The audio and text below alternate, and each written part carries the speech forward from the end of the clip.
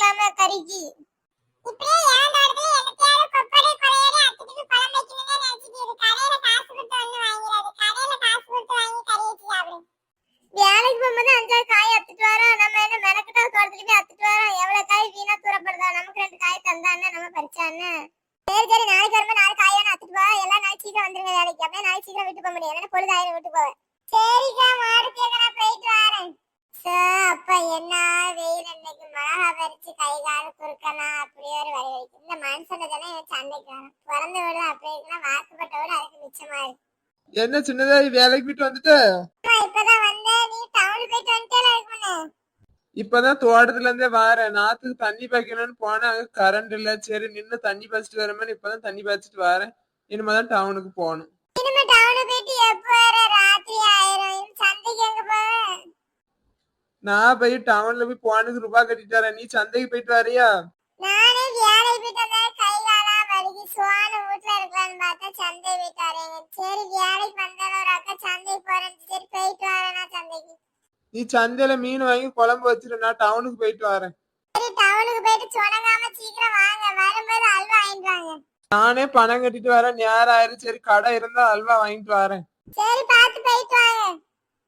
நான் போயிட்டு வரேன். நீங்க 2 பேரும் சந்தைக்கு போனேன்னா பொழுது அடையும்னா வீட்டுக்கு வாங்க. அங்க வா பார்த்துட்டு பொழுது அடைஞ்சு வீட்டுக்கு வராதீங்க. அப்புறம் அம்மா பார்த்தா சத்தம் போடுவா. சரி சரி, நாங்க 2 பேரும் பார்த்து போயிட்டா நீங்க பார்த்து போயிட்டு வாங்க. பஸ் எப்போ வரப்போகுதுன்னு தெரியலையே. சரி செத்தி நேரம் அந்த பஸ் ஸ்டாண்ட்ல உட்காந்துருப்போம்.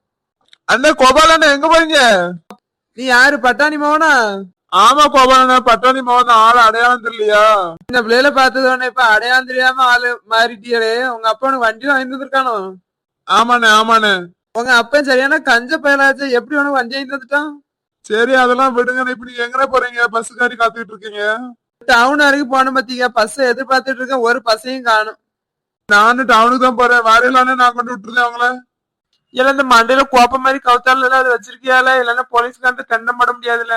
இருக்கு வாங்க வாங்க. சரி பார்த்து மெதுவா போ. சரிண்ணே பயப்படாம உட்காந்து என்ன புடிச்சுக்கான. நான் மெதுவா தானே போவேன். இங்க பஸ் ஸ்டாண்ட் நிப்பாட்டு நான் இறங்கிருந்தேன். சரிண்ணே அப்ப நான் போயிட்டு வரேண்ணே. சரி பார்த்து போயிட்டு வாப்பா. அண்ணே வாங்கண்ணே உங்கதானே எதிர்பார்த்துட்டு இருக்கேன். என்னப்பா எதிர்பார்க்க? வீட்டுக்குலாம் ஆள் அனுப்பிச்சிட்டியாப்பா? ஒரு நாள் முன்ன பின்ன கட்டக்கூடாதாப்பா? இப்படி வீட்டுக்கு ஆள் அனுப்பி என்ன அவமானப்படுத்திட்டியாப்பா?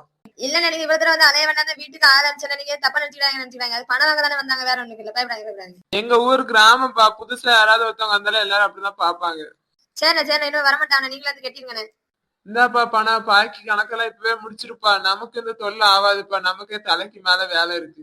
சார் என்ன சார் முழு பணத்தை இப்பவே கட்டிட்டீங்களா? முடிஞ்ச ஆள்கிட்ட கைமாத்தா ரூபா வாங்கிட்டு வந்திருக்கான்பா. விவசாயத்துல வேற வெள்ளாமே வித்து ஆயிட்டு பணத்தை கொடுத்து கடனை அடைக்கணும். சரிண்ணா ரூபாய் சரியா இருக்கணும். இதோட கணக்கு முடிஞ்ச நேரம் உங்க வீட்டுக்கு யாரும் வரமாட்டாங்க. நீங்க நிம்மதியா உங்க வேலையை பாருங்கண்ணே. சரிப்பா அப்ப நான் போயிட்டு வரேன்ப்பா. சரிண்ணா பார்த்து போயிட்டாங்கண்ணே. எப்ப அந்த போன ரூபாய்க்கு துட்டு சேர்த்து போன ரூபாய்க்கு கட்டி முடிக்காமனா நான் ஒரு வழி ஆயிட்டேன். இந்த சின்னதாயிட்டு சொல்லக்கூடாது. போனுக்கு பூரா ரூபாயும் கிடையாது. நல்லா வேலைக்கு போக மாட்டேன். இந்த அல்வாய் ஒண்ணு வாங்கிட்டு இப்ப பசி ஏற வேண்டிதான் ஊருக்கு. என்ன கூட்டமா இருக்கு. என்ன வாத்தியாரே, அல்வா எப்படி இருக்கு? நல்லா இருக்கா? கோபாலு, நான் இன்னைக்குதான் திருநெல்வேலி அல்வா வாங்கி சாப்பிட்டு பார்க்க. நல்ல சூப்பரா இருக்கப்பா அல்வா. வாத்தியாரே, திருநெல்வேலினாலே அல்வா தான் ஃபேமஸ். இப்படி என்னத்தையா கலக்குது அந்த அல்வாயில? உங்க ஊர் அல்வா மட்டும் இம்புட்டு ருசியா இருக்கையா? எப்படி?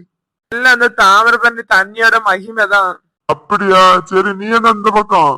நான் ஒரு 1 கிலோ அல்வா வாங்கிட்டு போலான்னு வந்தேன் அந்த பக்கம். சரி வாங்கிட்டு போ. கூட்டமா இருக்க கொஞ்சம் நேரம் ஆகும் போல. சரி நின்னு வாங்கிட்டு போ.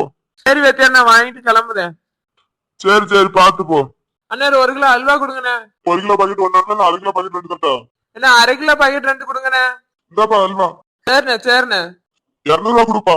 இந்த தாரம்ண்ணே. எப்பா சில்லறையா கொடுப்பா. இந்தாங்கண்ணே 200 ரூபா ஒரே நோட்டா இருக்கு, வாங்கிக்கலாங்கண்ணே. சரிப்பா.